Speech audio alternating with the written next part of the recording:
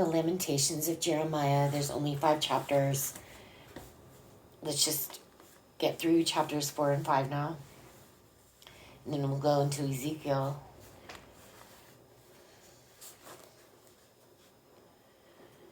Chapter 4.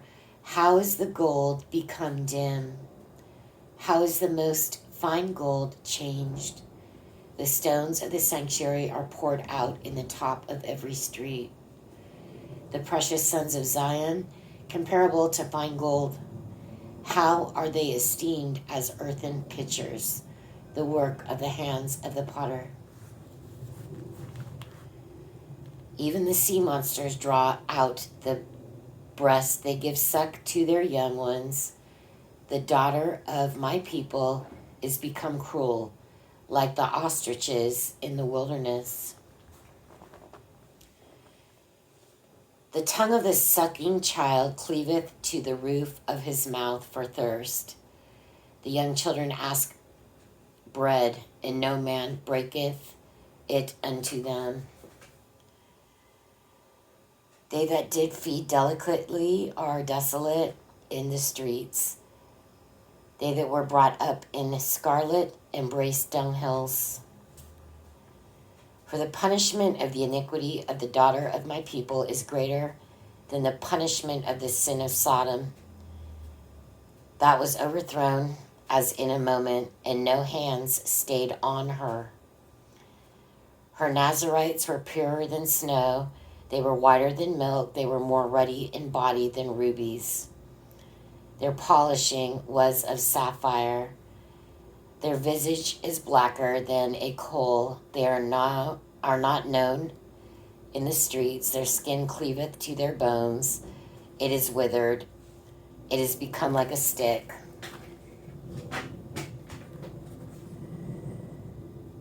They that be slain with the sword are better than they that be slain with hunger.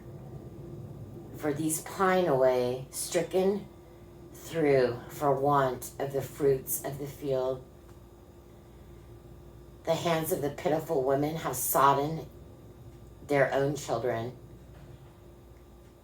They were their meat in the destruction of the daughter of my people. The Lord hath accomplished his fury. He hath poured out his fierce anger, and hath kindled a fire in Zion, and it hath devoured the foundations thereof. The kings of the earth and all the inhabitants of the world would not have believed that the adversary and the enemy should have entered into the gates of Jerusalem, for the sins of her prophets and the iniquities of her priests that have shed the blood of the just in the midst of her. They have wandered as blind men in the streets. They have polluted themselves with blood, so that men could not touch their garments. They cried unto them, Depart ye, it is unclean, depart, depart, touch not. When they fled away and wandered, they said among the heathens, They shall no more sojourn there. The anger of the Lord hath divided them. He will no more regard them. They respected not the persons of the priests. They favored not the elders. As for us, our eyes are as yet failed for our vain help. In our watching, we have watched for a nation that could not save us. They hunt our steps, that we cannot go in our streets. Our end is near, our days are fulfilled, for our end is come. Our persecutors are swifter than the eagles of the heaven. They pursued us upon the mountains. They laid wait for us in the wilderness. The breath of our nostrils, the anointed of the Lord, was taken in their pits, of whom we said, Under his shadow we shall live among the heathen. Rejoice and be glad, O daughter of Edom, that dwellest in the land of Uz. The cup also shall pass through unto thee. Thou shalt be drunken, and shalt make thyself naked. So that's Jordan now. The punishment of thine iniquity is accomplished, O daughter of Zion. He will no more carry thee away into captivity.